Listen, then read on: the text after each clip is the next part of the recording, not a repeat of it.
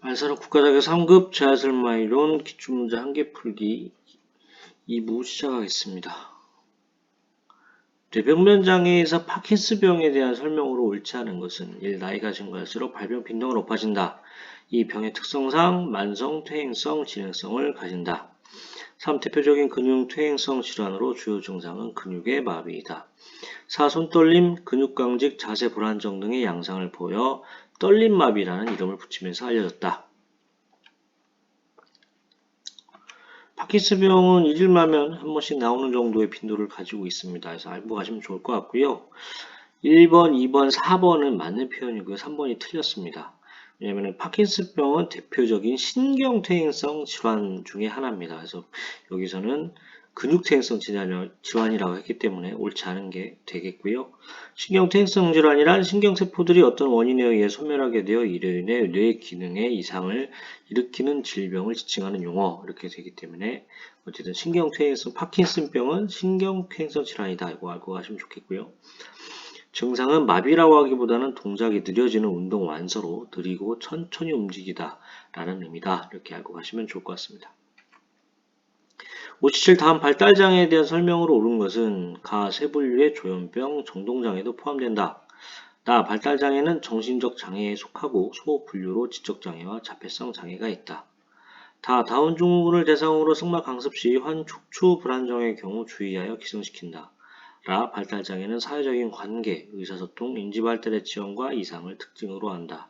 1. 가나, 2. 가다, 3. 나라, 4. 다라.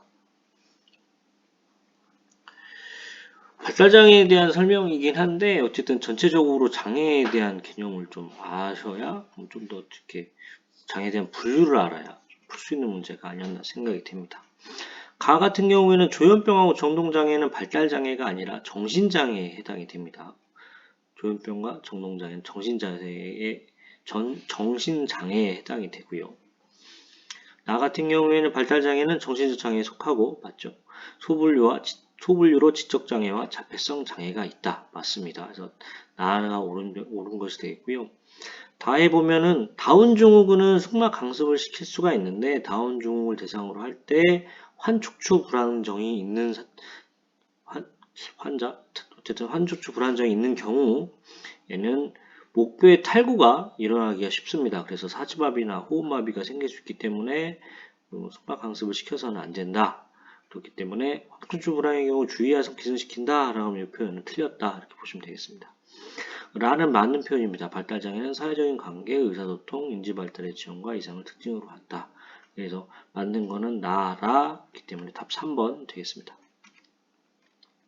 58. 자폐성 장애 아동의 의사소통 및 언어장애에 대한 특징으로 옳지 않은 것은 1. 반영 언어를 보인다. 2. 말소리의 크기 조절이 안 되어 너무 크게 이야기한다. 3. 말할 때가 지났는데도 전혀 말이 없거나 괴상한 소리를 지른다. 4. 언어적 결함을 대안적인 의사소통 방식으로 극복하려고 자주 시도한다.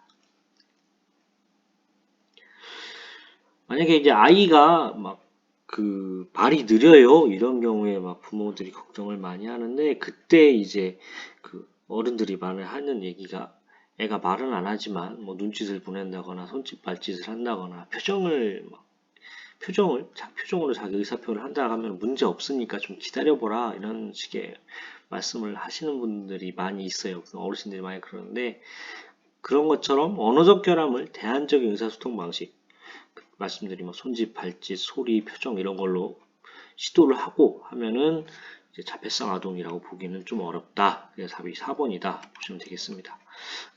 교재에는 언어적 결함을 몸짓 가리키기, 눈맞춤 또는 표정 등과 같은 대안적인 의사소통 방식으로 극복하려고 시도하지 않는다. 이제 이런 것도 안 하면 자폐성 장애의 특징이다 보시면 되고요.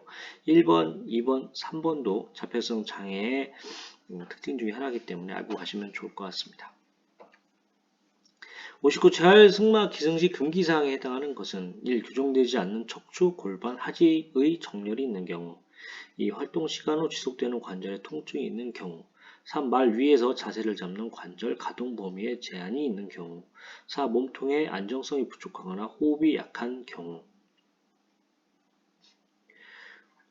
그러니까 재활 승마를 할 때 하면 안 되는 금기사항이 있고 할 때 아주 주의해서 이 부분을 주의하게 세심하게 봐서 해야 된다는 주의사항이 있습니다.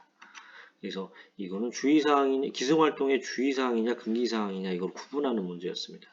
교정되지 않는 척추골반 하지정렬, 이게 뇌성마비에 해당하는 경우고요.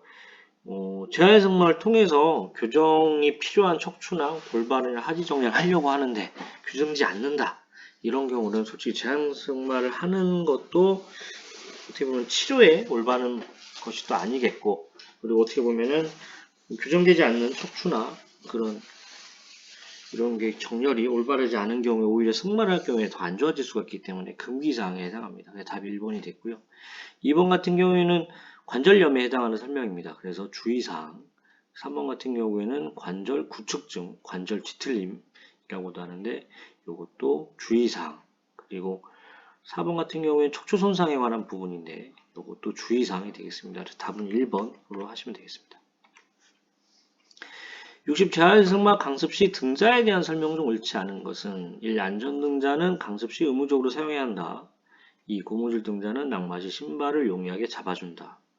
3. 탄력 등자는 수축된 발목 또는 관절염 무릎에 유용한 안전 등자이다. 4. 발덮개 등자는 기승자의 발이 미끄러지는 것을 막아주는 데 용이하다. 요거는 이 내용들을 전반적으로 몰랐더라도 그냥 이렇게 문장에서 좀 약간 답이 문장이 이상한데 라는 걸 좀 추출을 하실 수 있었던 것 같아요. 2번 보면은 낙마할 때 신발을 등자가 붙잡아주면 어떻게 되죠?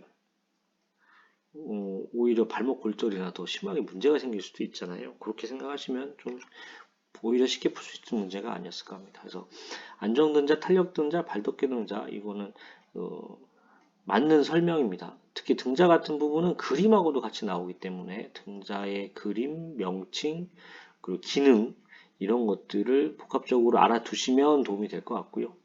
참고로 2번 고무줄 등자는 만일의 경우 기승자가 말에서 떨어져야 할 때 부츠나 신발의 방출을 용이하도록 한다. 기 때문에 2번이 옳지 않은 거다. 이렇게 하시면 되겠습니다. 당연히 떨어질 때 그 등자에 발 남아있으면 또 더 위험한 상황이 연출될 수도 있잖아요. 그렇게 생각하시면 좋겠습니다. 고정 댓글 쿠팡 링크로 구매 시 쿠팡 파트너스 프로그램을 통해 일정액의 수수료를 제공받아 채널 운영에 도움이 됩니다. 어쨌든 2부를 이렇게 마치겠고요. 구독과 좋아요 부탁드립니다. 감사합니다.